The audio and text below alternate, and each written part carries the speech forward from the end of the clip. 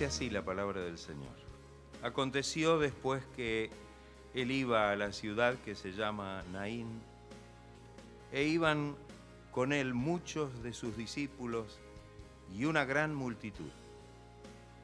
Cuando llegó cerca de la puerta de la ciudad, he aquí que llevaban a enterrar a un difunto, hijo único de su madre, la cual era viuda, y había con ella mucha gente de la ciudad.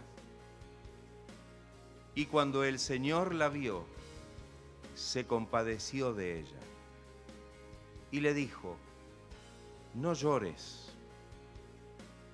Y acercándose tocó el féretro, y los que lo llevaban se detuvieron. Y dijo: joven, a ti te digo, levántate. Entonces se incorporó el que había muerto y comenzó a hablar, y lo dio a su madre. Y todos tuvieron miedo y glorificaban a Dios, diciendo: un gran profeta se ha levantado entre nosotros, y Dios ha visitado a su pueblo. Y se extendió la fama de él por toda Judea y por toda la región de alrededor. Amén. Dice el texto que él iba a la ciudad que se llama Naín, y dice: iban con él muchos de sus discípulos, no solamente los 12, sino también otros que de alguna manera ya estaban siguiendo al Señor. Amén.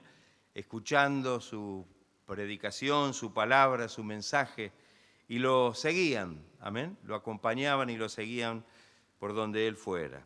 Y dice que también había una gran multitud.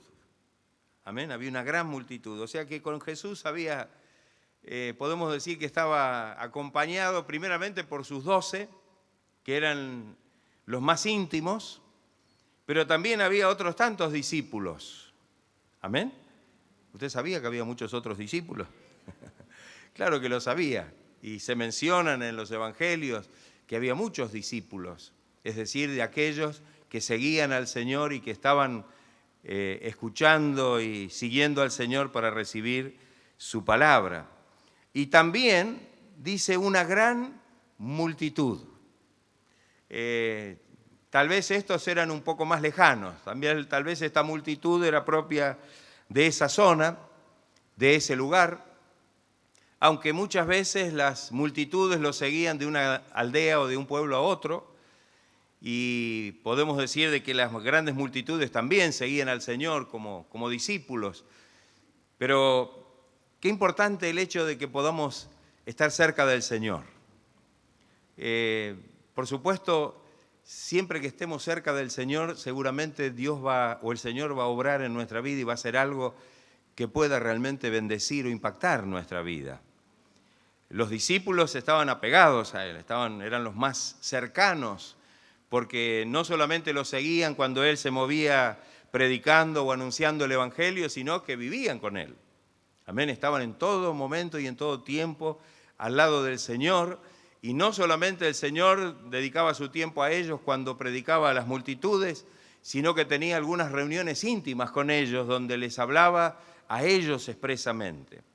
Pensemos que ese grupo de hombres que Él había elegido para que fueran expresamente sus discípulos, también habían sido elegidos con un propósito especial, y es que fueran realmente aquellos que después de su partida, ellos pudieran continuar llevando, predicando, anunciando el mensaje del reino de Dios. Y qué hermoso poder ser parte, ¿no?, de ese grupo íntimo del Señor. ¿Usted se siente parte del grupo íntimo del Señor? Estaban los otros que eran discípulos también, pero no eran tan íntimos como ellos.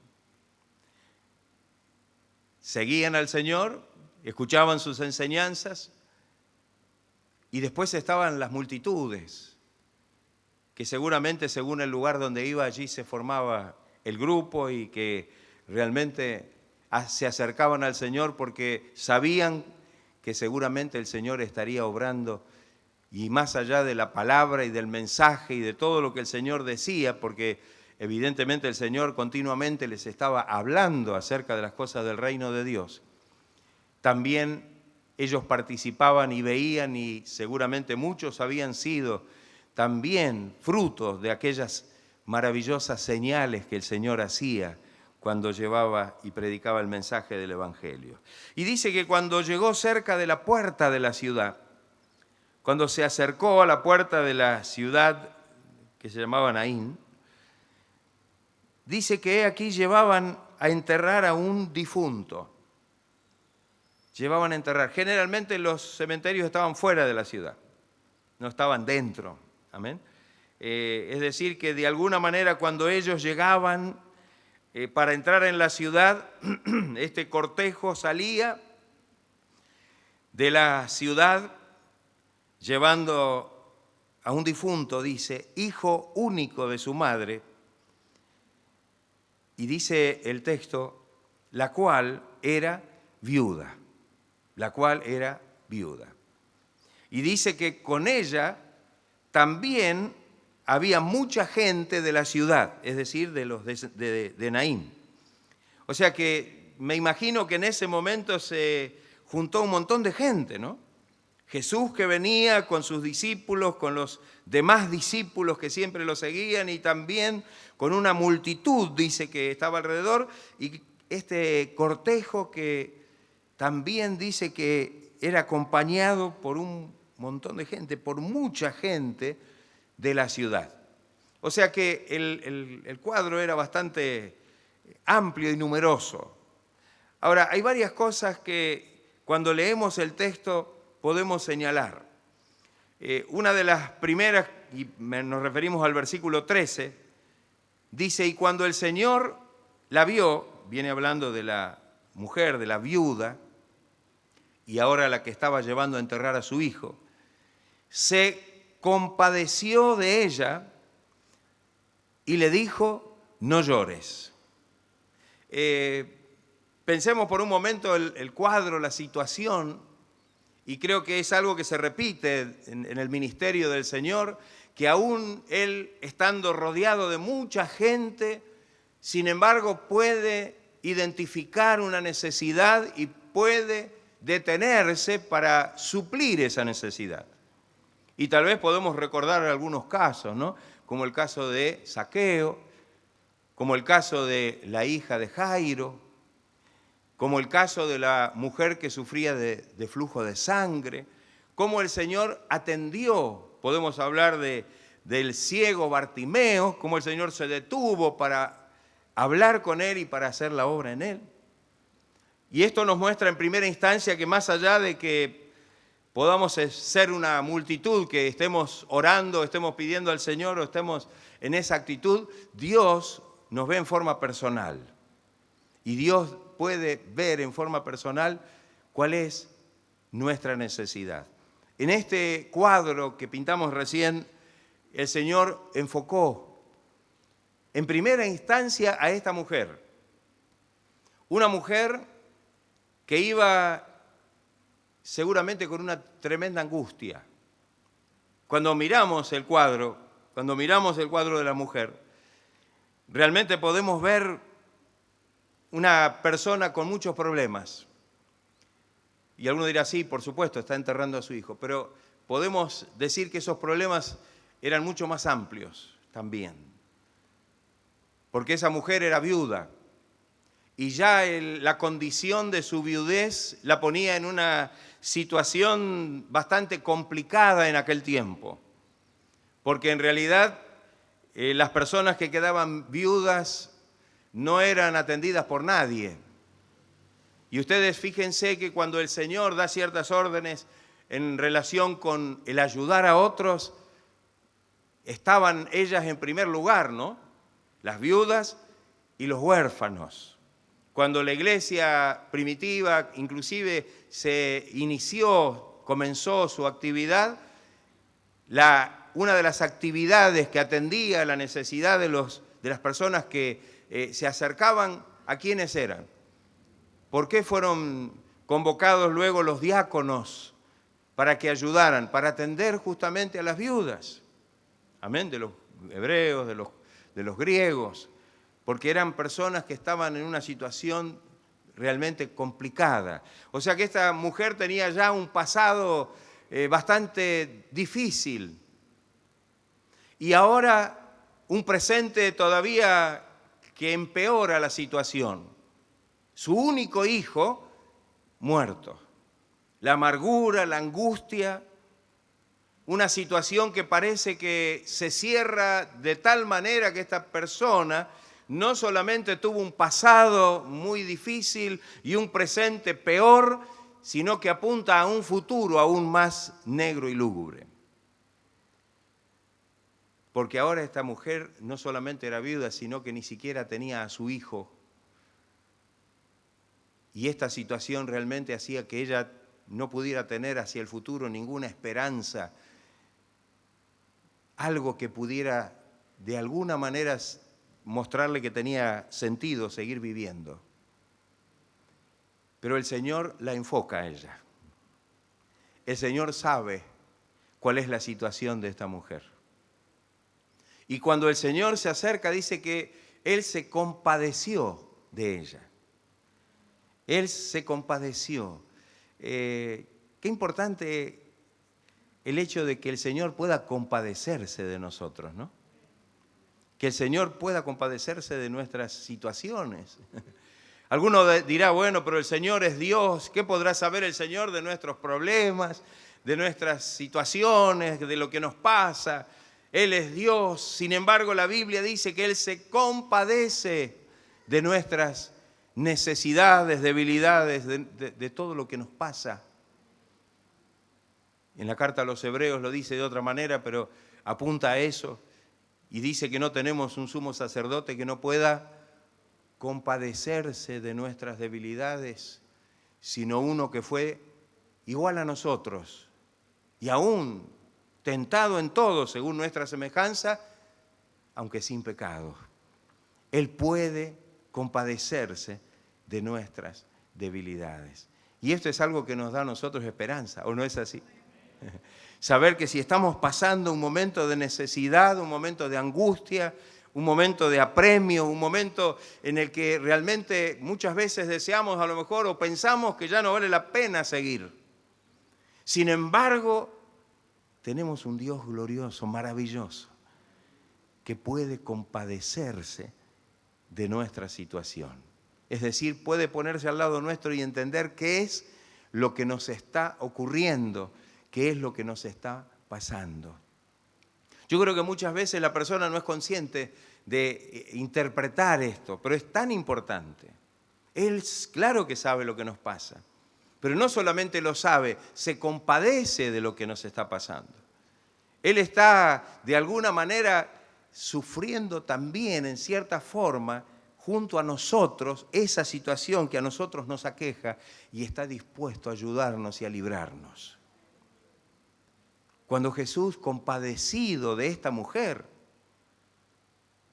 compadecido de su situación, conociendo tal vez, porque en ese sentido él podía saber quién era la persona, quién fue antes, quién era y qué era lo que podría esperarle, por la terrible situación en la que ella se encontraba.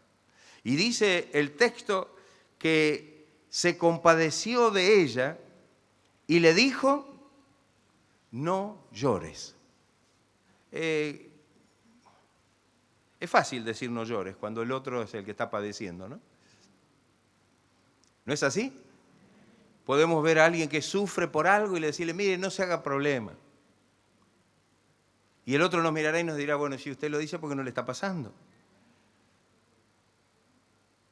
Tengo un dolor, tengo una aflicción, tengo una angustia, me está pasando a tal cosa y alguien se me acerca y me dice, no llores, no sufra. Y es una realidad. Pero aquí encontramos la gran diferencia. El que pronuncia estas palabras es el que puede hacer lo que nosotros no podemos hacer.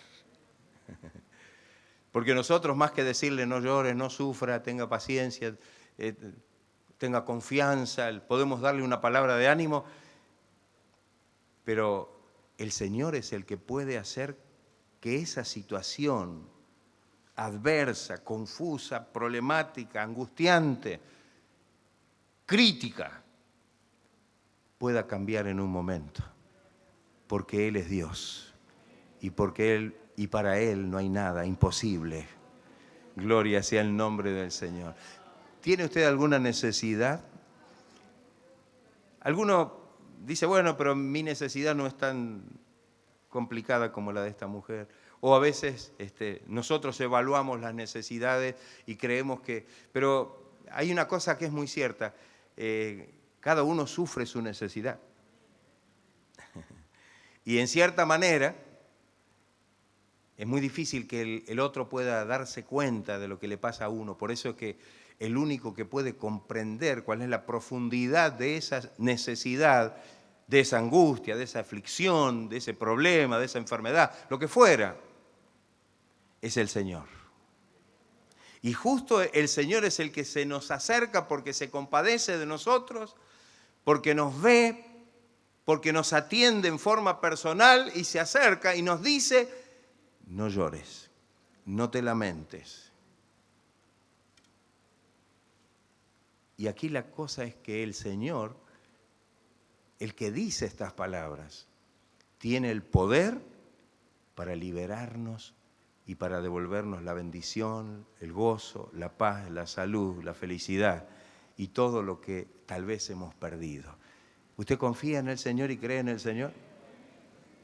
Qué maravilloso es esto, ¿no? Qué maravilloso. Se acerca de una manera, yo diría, tierna, compasiva, y le dice a esta mujer, no llores. Pero no solamente queda esto ahí.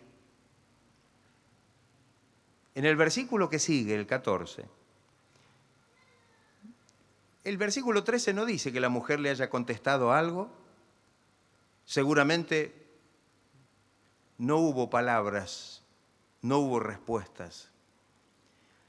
Pero inmediatamente dice que Jesús se acercó y tocó el féretro, el cuerpo muerto de su hijo.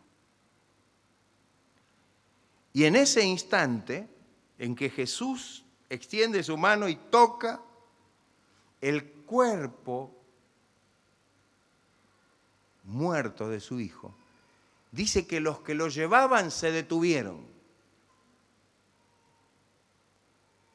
No le dijeron, mire, ¿qué hace? Por favor, no moleste.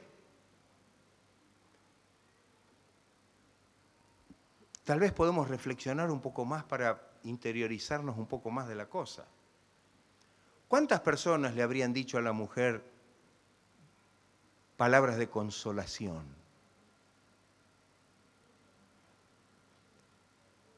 Si dice que mucha gente de la ciudad la estaba acompañando, ¿cuántas personas le habrán dicho, no llores?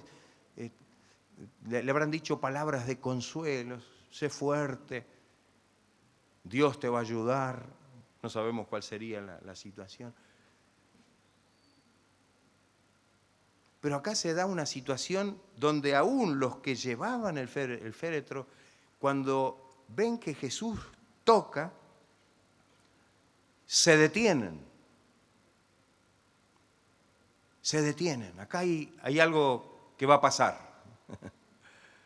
Acá hay algo que va a pasar. Y qué importante esto, ¿no? Se detuvo. Quizás estuvieron atentos a qué era lo que estaba ocurriendo, qué era lo que estaba pasando. Una persona que se acerca, que viene con un montón de gente, que se acerca a la madre y le dice del hijo muerto y le dice que no llore. Y ahora viene y se acerca a tocar el féretro. Ellos se detuvieron, algo está pasando. El único que podía solucionar la situación era el Señor. Era Jesús. No hizo falta que Jesús detuviera a los que llevaban el féretro.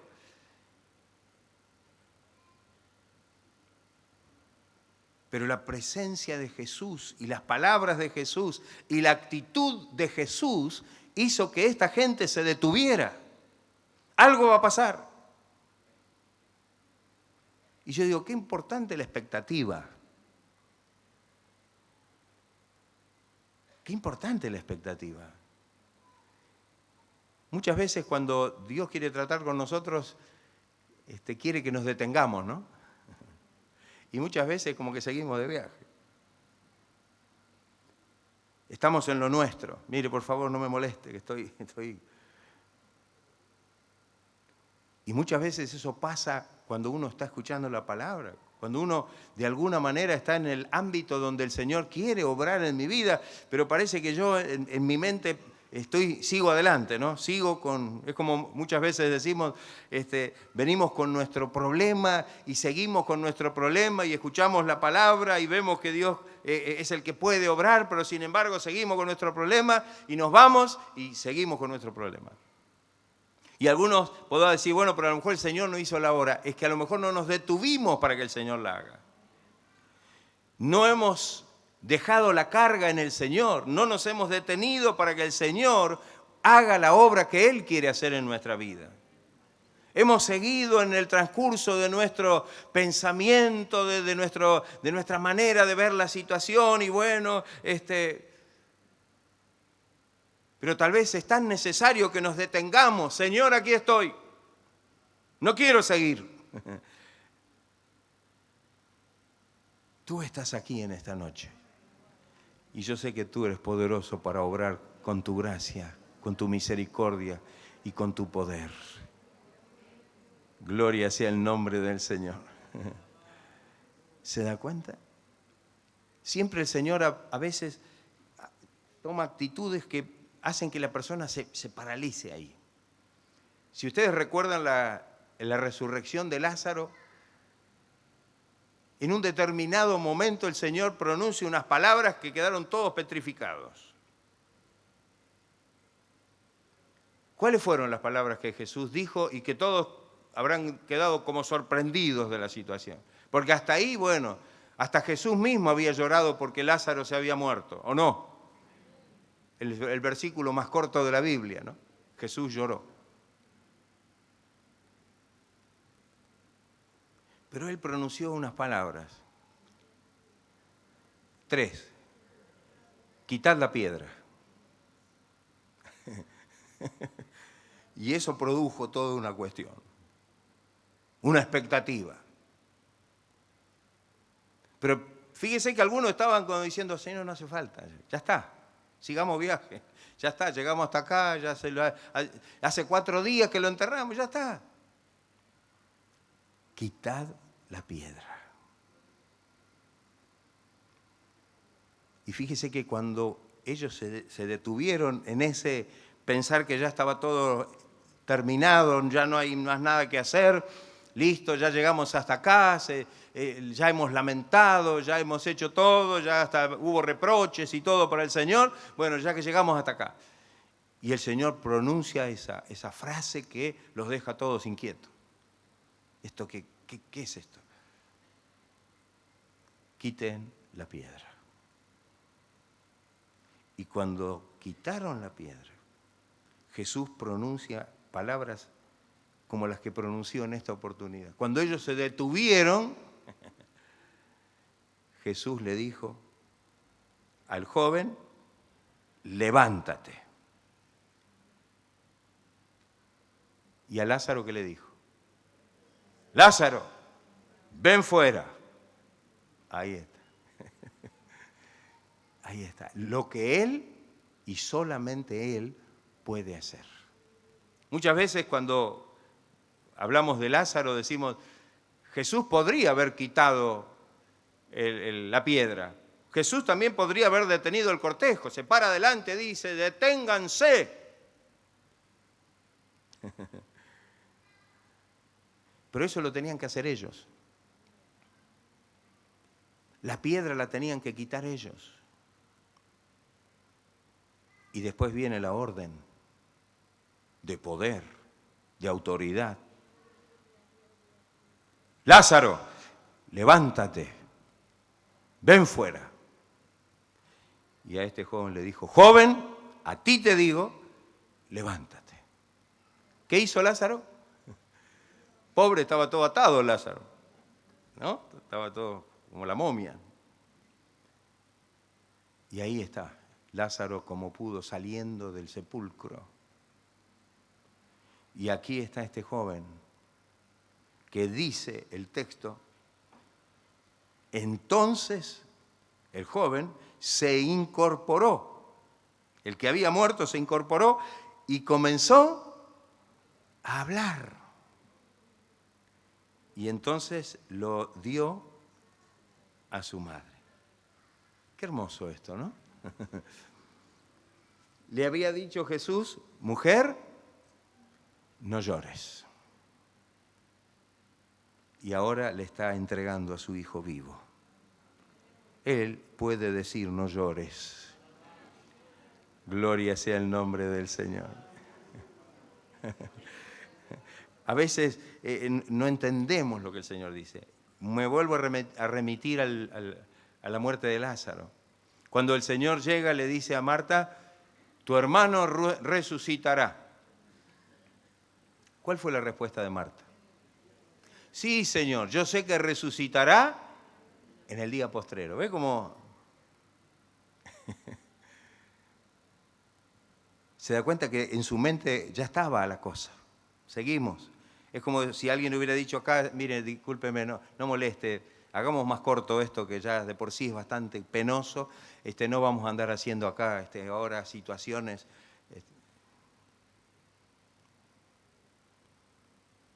Marta tampoco entendió la profundidad de las palabras de Jesús. Tu hijo, tu hermano resucitará. Y ella dijo, sí, Señor, yo sé que resucitará en el día postrero. ¿Se da cuenta? Entonces que el Señor nos ayude para que nos detengamos y podamos creer en la palabra del Señor. Para que podamos saber que el Señor se está manifestando porque algo quiere obrar en nuestra vida. ¿Usted cree que el Señor quiere hacer algo en su vida en esta noche? Sí, yo sé que el Señor puede obrar en mi vida. ¡No! ¡Hoy! Ahora. El Señor nos ha detenido aquí. Nos está hablando a través de la palabra y Él quiere obrar. No sé lo que el Señor quiere hacer, porque cada uno tiene diferentes necesidades. Cada uno tiene distintos problemas, situaciones y cosas que enfrentar. Pero el Señor y la palabra del Señor en esta noche viene de esa manera para que nosotros hoy nos detengamos a creer que el Señor quiere hacer algo.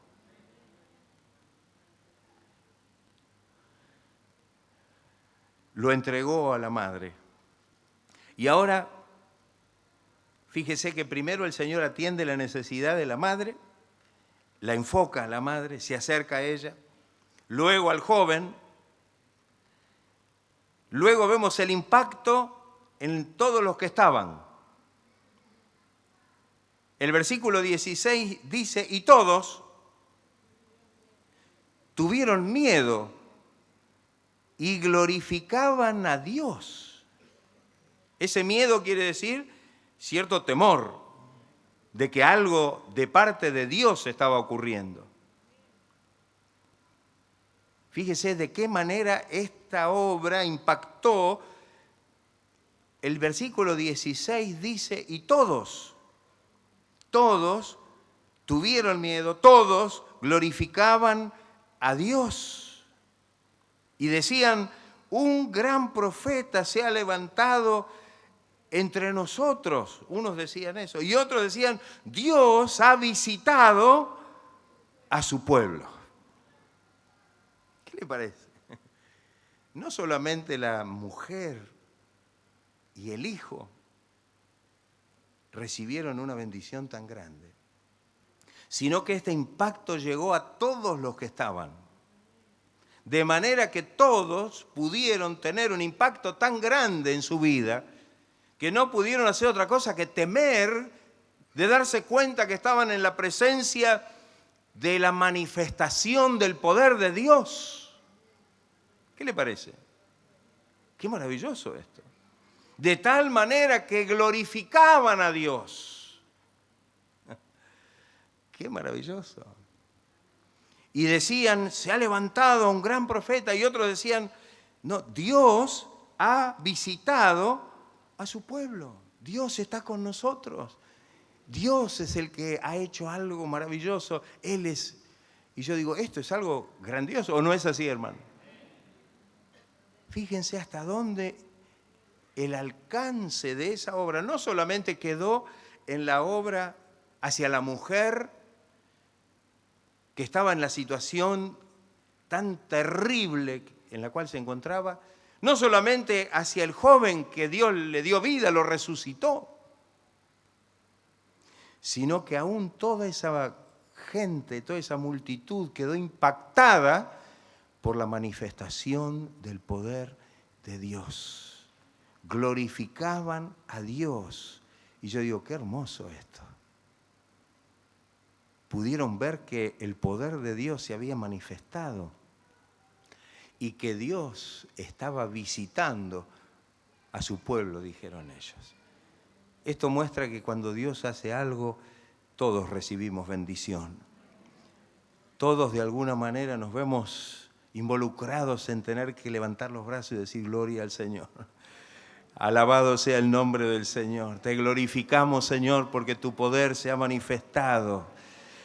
Gloria, Señor. Gracias porque tú nos estás visitando, porque tú estás haciendo, Señor, en medio nuestro una obra tan grande. Tú estás aquí en medio de tu pueblo. Alabado. Gloria sea el nombre de Cristo. Aleluya. Gloria a Dios. O sea que todos fueron bendecidos. Todos los que estaban allí recibieron la bendición, el impacto espiritual que los hizo reconocer la presencia de Dios y glorificar a Dios por la obra gloriosa que estaba haciendo.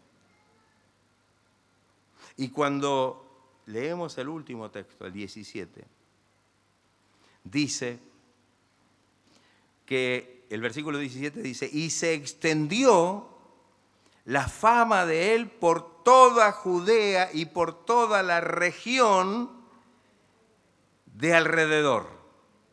No solamente quedó ahí la cosa, la mujer, el joven, la multitud que los acompañaba, sino que también la repercusión llegó, dice, a toda Judea y a toda la región de alrededor. Esto quiere decir que el impacto no solamente se sintió allí donde se produjo la bendición, el milagro, sino que esto fue también motivo para que la fama del Señor y para que la palabra del Señor se pudiera extender a toda la región de alrededor. Esto quiere decir de cuando podemos realmente, estos que fueron impactados, estos que fueron llenos de temor por un lado, por la presencia y la manifestación del poder de Dios, ¿qué hicieron? ¿Vieron eso? ¿Glorificaron a Dios y se quedaron callados? No. ¿Cómo fue que se extendió la fama del Señor? Porque ellos que estuvieron y participaron y recibieron la bendición de esta manera, extendieron la fama, extendieron el mensaje a toda la región de alrededor, a toda Judea y a la región de alrededor. Yo digo, qué maravilloso esto. Qué importante que esto realmente nos mueva en esta noche, no solamente a recibir un milagro, sino también a ser parte de lo que Dios pueda hacer en la vida de quienes en esta noche necesiten ese milagro, para poder ser parte y glorificar a Dios y decir como aquellos dijeron, Dios está en medio nuestro, el Señor es poderoso, el Señor nos está visitando en esta tarde, en esta noche, sino que esto no solamente alcance para llegar hasta ahí, sino que nos pueda ayudar, que al salir de aquí podamos dar testimonio y podamos decirles a otros lo que Dios ha hecho en medio nuestro. Pensemos que esto muestra cómo se cumple el propósito del Señor. ¿Cómo se cumple el propósito del Señor? Cuando el Señor sanó y liberó al Gadareno, ¿Se acuerdan lo que le dijo? Ese hombre que tenía una legión de demonios y el Señor lo liberó. Y dice que enseguida comenzó a seguirlos. ¿Pero qué le dijo Jesús? Ve y cuenta cuán grandes cosas ha hecho Dios contigo. Que el Señor nos ayude para que nosotros podamos tomar esa parte. Para que nosotros podamos, siendo testigos a veces, en forma directa, porque Dios a lo mejor el milagro lo hizo en nuestra vida, o lo hará en esta vida, en nuestra vida en esta noche. O a lo mejor porque hemos estado presentes y sabemos que Dios ha obrado milagros y que de la misma manera podemos decirles a otros lo que Dios está haciendo. Y yo digo, qué importante que podamos tomar esa responsabilidad.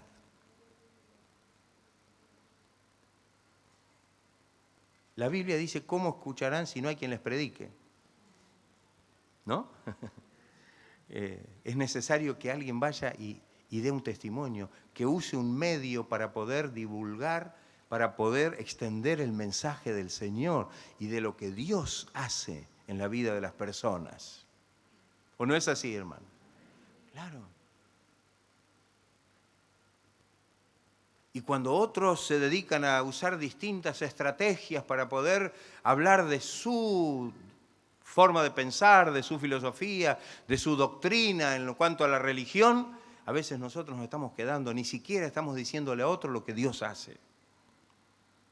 Y nos podemos preguntar, ¿a cuántas personas le hemos hablado últimamente de las maravillas que Dios hace?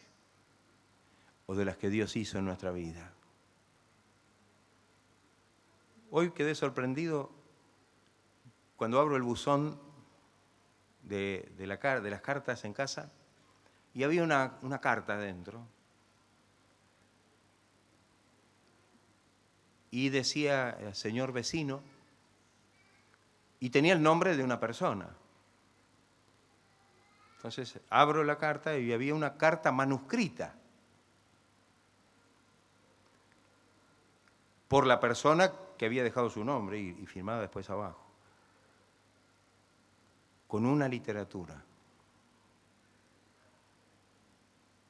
Ya sabemos, a lo mejor estamos pensando, o alguno de ustedes lo habrá recibido, pero son los testigos de Jehová. Y yo digo, buscan de distintas maneras, distintas estrategias, distintas formas de poder llevar, comunicar, entrar. Una carta manuscrita y con una literatura hablando y ofreciendo el mensaje del reino de Dios. Y yo digo, que el Señor nos ayude, porque el Señor nos muestra que esta es la manera.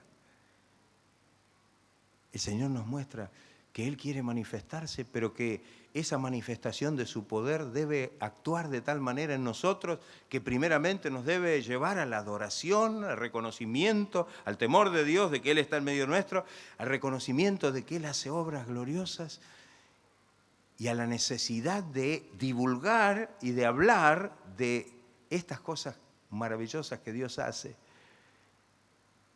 y extender el mensaje a todas aquellas personas que todavía no le conocen. ¿Estaremos nosotros dispuestos a todo esto? ¿Ser parte de esto? Si yo digo, ¿estarán dispuestos a recibir una bendición? Creo que el amén es unánime. Pero fíjese que todos tenemos que ser parte unánimemente de todo. Esa mujer también tenía que dar testimonio. Ese joven también debería dar testimonio de que Dios le dio la vida. Todo ese grupo de gente que la acompañaba lamentándose y no a enterrar o a sepultar al hijo, ahora ellos también eran los que tenían que ir y divulgar y decir en todos lados qué era lo que estaba pasando. Aún los que venían con Jesús, que serían a lo mejor de otras regiones o de otras zonas, también iban, era todo un movimiento. Y a veces pensamos cómo se divulga el Evangelio. ¿De qué manera podemos extender el Evangelio? Y entonces empezamos a pensar en cosas ya o en proformas, ¿no? Decir, bueno, tenemos que hacer esto o hacer aquello. Pero si tan solo cada uno de nosotros pudiera temer a Dios, pudiera glorificar a Dios por lo que Dios es y por lo que Dios hace, y porque cada vez que nos reunimos el Señor está con nosotros y podemos hablar del amor, de la gracia, de la bendición de Dios a aquellos que nos rodean, seguramente muchas veces no vendríamos solos a la casa de Dios. A lo mejor traeríamos un alma para que reciba a Cristo como Salvador. Estaríamos de esa manera compartiendo nuestro testimonio y estaríamos proyectando de esta manera lo que el Señor nos dejó como una comisión, como una tarea, que era la de llevar el mensaje del Evangelio a toda criatura. Pero mire, la necesidad de una persona o de dos personas se transforma en la bendición de una multitud, y una multitud que termina siendo testigo de lo que ha sucedido y lleva el mensaje y esparce el mensaje en toda la región de alrededor. ¿Qué le parece? Espontáneamente. Porque no dice que Jesús entonces le dijo a cada uno, bueno, ahora ustedes hagan esto. No. Evidentemente eso se produjo porque cada uno sintió la necesidad de poder ir a decir qué era lo que había ocurrido y quién lo había hecho. ¿Y quién lo había hecho? ¿Nosotros no tenemos ese mismo testimonio? ¿No sabemos dónde está la bendición? ¿En quién está la bendición? No vamos a hablar de una iglesia, no vamos a hablar de un ministerio, no vamos a hablar de una persona. Vamos a hablar de Jesús. Vamos a llevar el mensaje de Cristo. Que el Señor en esta noche obre con poder en nuestra vida. ¿Tiene alguna necesidad? Dios en esta noche quiere obrar con poder en su vida. Si usted se detiene en este momento y dice, el Señor hoy quiere actuar, me está hablando, algo quiere hacer el Señor, me detengo.